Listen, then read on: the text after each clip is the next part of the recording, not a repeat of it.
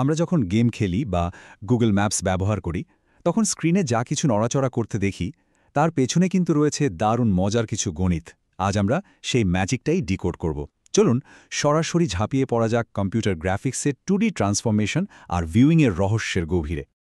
আজকের এই আলোচনায় আমরা প্রথমে স্ক্রিনের এই জাদুর সঙ্গে আলাপ করব। তারপর দেখব ট্রান্সলেশন, রোটেশন আর স্কেলের মতো বেসিক মুভমেন্টগুলো আসলে কিভাবে কাজ করে। এরপর ম্যাট্রিক্সের জাদুতে সবগুলোকে এক সুতোয় গেঁথে ফেলব। আর তারপর জানব আমাদের ফোন কি করে এত বড় একটা পৃথিবীকে তার ছোট্ট স্ক্রিনে আমাদের দেখায়, মানে ভিউইং পাইপলাইন জিনিসটা কি। আর একদম শেষে 2D থেকে 3D জগতে একটা ছোট্ট উঁকি মারব। আমাদের আলোচনার শুরুতেই একটা খুব সাধারণ প্রশ্ন মাথায় আসে, তাই না? যে স্ক্রিনের এই লক্ষ লক্ষ পিক্সেল, এরা কি করে জানে যে তাদের ঠিক কখন কোথায় যেতে হবে? যখন একটা ছবিকে আমরা সরাই বা ঘোরাই, তখন তারা সবাই মিলে এক মুহূর্তে নিজেদের জায়গা বদলে ফেলে। এই যে একটা নিখুঁত বোঝাপড়া, এটা কিভাবে সম্ভব হয়? চলুন এই রহস্যটাকেই আজ আমরা ভেদ করব। গুগল ম্যাপস তো আমরা সবাই রোজ ব্যবহার করি, কিন্তু কখনো কি মনে হয়েছে আঙ্গুলের একটা সামান্য ছোঁয়ায় ম্যাপটা কি মসৃণভাবে এদিক ওদিক সরে যায়, জুম হয় বা ফট করে ঘুরে যায়? কাজটা দেখতে এত সহজ হলেও এর পেছনের অঙ্কটা কিন্তু বেশ মজার। আজকের আলোচনায় আমরা ঠিক এই জাদুটাকেই ভাঙতে চলেছি। আচ্ছা, স্ক্রিনের ওপর যে কোনো জিনিসকে নাড়াচাড়া করার জন্য আমাদের হাতে মূলত 3টে অস্ত্র আছে। এগুলো হলো ট্রান্সলেশন, রোটেশন আর স্কেলিং। কম্পিউটার গ্রাফিক্সের দুনিয়ায় আমরা যত কঠিন বা জটিল মুভমেন্টই দেখি না কেন, তার মূলে কিন্তু রয়েছে এই 3টে বেসিক অপারেশনে। আমাদের প্রথম অস্ত্র হলো ট্রান্সলেশন, মানে সোজা কথায় কোনো জিনিসকে এক জায়গা থেকে অন্য জায়গায় সরানো। ঠিক যেমন আমরা গুগল ম্যাপসকে আঙুল দিয়ে ঠেলে দিয়ে নতুন এলাকা দেখি।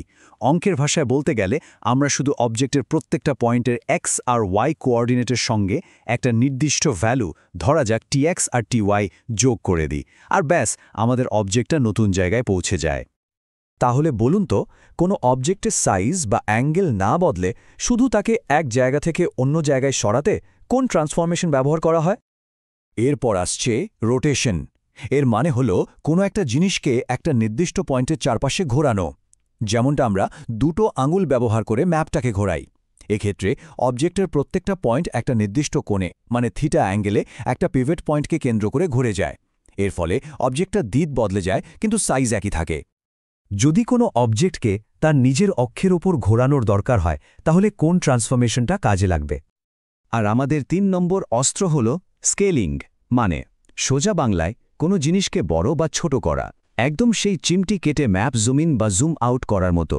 গাণিতিকভাবে আমরা এখানে অবজেক্টের কোঅর্ডিনেটগুলোকে স্কেলিং ফ্যাক্টর, মানে sx আর sy দিয়ে গুণ করে দেই, আর তাতেই এর সাইজ বদলে যায়। একটা গেমে কোনো ক্যারেক্টারকে যদি দ্বিগুণ বড় করে দেখাতে হয়, তাহলে কোন ট্রান্সফরমেশনটা অ্যাপ্লাই করতে হবে?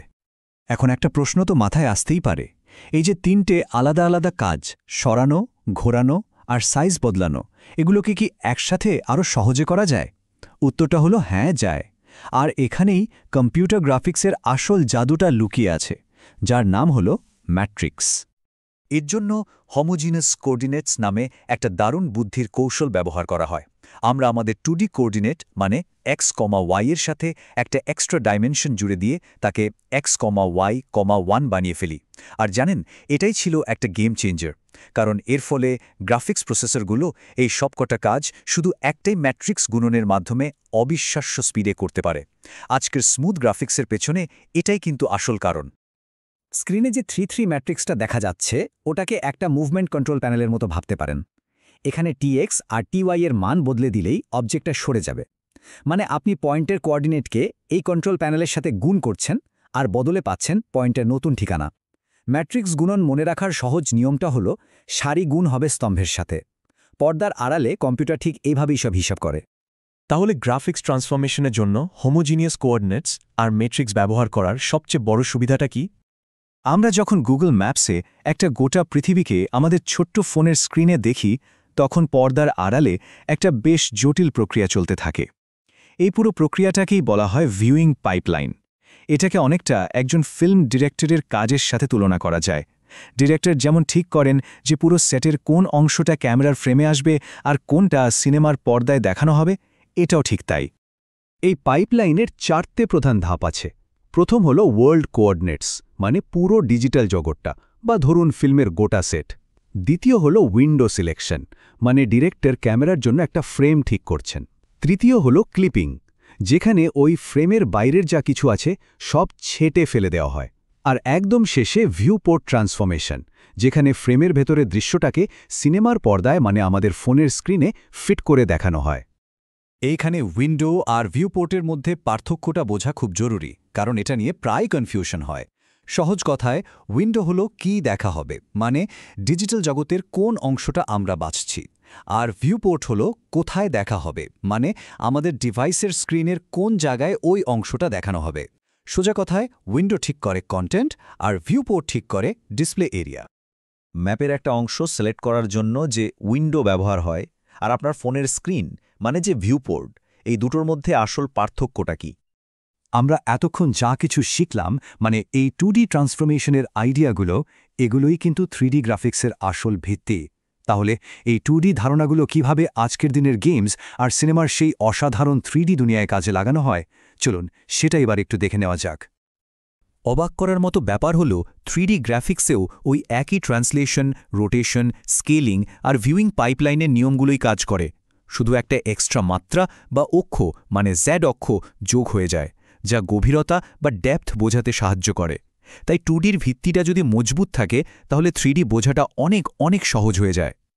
আমাদের এটা মনে রাখতে হবে যে আমরা যে দারুণ সব 3D গেম খেলি, ভার্চুয়াল রিয়ালিটির জগতে হারিয়ে যাই বা আর্কিটেকচারাল মডেল দেখি, তার প্রত্যেকটার ভিত কিন্তু এই সহজ 2D ট্রান্সফরমেশনের উপরই তৈরি। তাই এই জ্ঞানটা শুধু পরীক্ষার জন্য নয়, বরং গেম ডেভেলপমেন্ট, অগমেন্টেড রিয়ালিটি বা এআই চালিত ডিজাইনের মতো ফিল্ডে ভবিষ্যতের কেরিয়ার গড়ার জন্য এটা একটা দারুণ শক্তিশালী হাতিয়ার। সবশেষে একটা কথাই বলবো, একটা মাত্র বিন্দুকে কিভাবে নাড়াচাড়া করতে হয় সেটা বুঝতে পারাটাই কিন্তু একটা আস্ত ডিজিটাল মহাবিশ্ব তৈরি করার প্রথম ধাপ। আজকের এই জ্ঞান দিয়ে তাহলে প্রশ্ন হলো, আপনি কোন জগৎটা তৈরি করতে চলেছেন?